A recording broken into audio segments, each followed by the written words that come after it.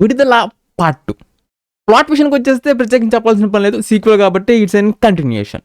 And ఇంకా ఓవరాల్‌గా ఎలా ఉందని విషయానికొచ్చేస్తే it's an good one bro అనిపించింది. మిగతా వాటిలాగే రిమైనింగ్ 2 రివ్యూస్ లాగే ఇది కూడా షార్ట్ అండ్ స్వీట్‌గా ఫినిష్ చేస్తాను. మనకి ఈ పార్ట్ 2లో ఈసారి పెరుమాల్ మన మాస్టర్ అసలు తను అలా మారటానికి ముఖ్యమైన కారణం ఏంటి? అసలు తన జర్నీ ఎక్కడ స్టార్ట్ అయింది? మనకి ఇంకా ఆ పాయింట్ దగ్గర నుంచి ద బిగినింగ్ స్టేజ్ దగ్గర నుంచి అయితే మనకి స్టార్ట్ చేస్తారు. అక్కడి నుంచి తరోలి జర్నీ మొత్తం అసలు ప్రజల్ని ఎంత ఇబ్బంది పెడుతున్నారు, ఎంత హీనంగా చూస్తున్నారు, ఎవ్రీథింగ్ మ్యాన్. డ్రామా అనేది మీడియం పేసింగ్‌తో మెయింటైన్ చేస్తూ అలా వెళ్తూనే ఉండిద్దనమాట. చాలా బాగా రాసుకున్నారు. Too much of realistic. నాకు మాత్రం సినిమాటోగ్రఫీ గానీ కొన్ని సీన్స్ కానీ చాలా బాగా నచ్చినాయి. దాంట్లో భాగంగా తన జర్నీని అంటే మాస్టర్ నుంచి అసలు ఇట్లా ఎందుకు మారిపోయాడు, ఆ జర్నీని కంప్లీట్గా చాలా బాగా చూపించారు. క్యారెక్టర్స్తో అటాచ్మెంట్ ఉండిద్ది, ఎమోషన్స్ కూడా అంతే ఈక్వల్లీ బాగా పండించారు. ద మోస్ట్ సర్ప్రైజింగ్ థింగ్ ఏంటి అంటే ద డీటెయిలింగ్, ఆ మేకప్లో అసలు బురదలో ఒక సీన్ అయితే ఉండిద్ది అనమాట. అంటే అందరినీ శిక్షిస్తూ ఉంటారు. అక్కడ ఫేస్ మీద తగిలినప్పుడు ఆ డీటెయిలింగ్స్ ఏవైతే ఉంటాయో లిటరల్లీ సర్ప్రైజ్ అయిపోతారు. అంత టూ రియలిస్టిక్గా అయితే ఉండిద్ది అనమాట. ఈ సంవత్సరం అంటే మనం ప్రత్యేకంగా దీని మీద ఒక స్పెషల్ వీడియో పెట్టుకుంటే ఎన్నో గుర్తొస్తుంటాయి, కానీ నాకు మైండ్లో హఠాత్తుగా టక్కుమని గుర్తొచ్చేది ఒకటి కలికి 2898 అండ్ ఇది మ్యామ్.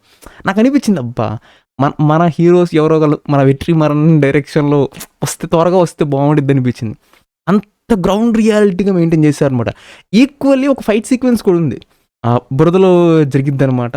అది కూడా ఎంత ఈక్వాలిటీ మెయింటైన్ చేస్తూ ఎంత రియలిస్టిక్గా చూపించారంటే ఇలాంటి ఫైట్ సీక్వెన్స్ ఇంకా ఎక్కువ వస్తే బాగుండి అనిపించింది మన దగ్గర కూడా, ఎస్పెషల్లీ ముందు. ఎందుకంటే మన దగ్గర అసలు అంత ఈక్వాలిటీ మెయింటైన్ చేసి రావడం అనేది నా భవిష్యత్ అంతే. ఇంకది వస్తే బాగుండిద్ది. అండ్ దాంతోపాటు పార్ట్ 1లో మిగిలిపోయిన కొన్ని పోర్షన్స్కి ఆన్సర్స్ అనేవి కూడా దీంట్లో రివీల్ చేస్తూ ఆ ఫ్యామిలీ బ్యాలెన్సింగ్ అన్నిటి కూడా ఈక్వల్లీ బ్యాలెన్స్ చేసి తీసుకెళ్తూ ఉంటారు.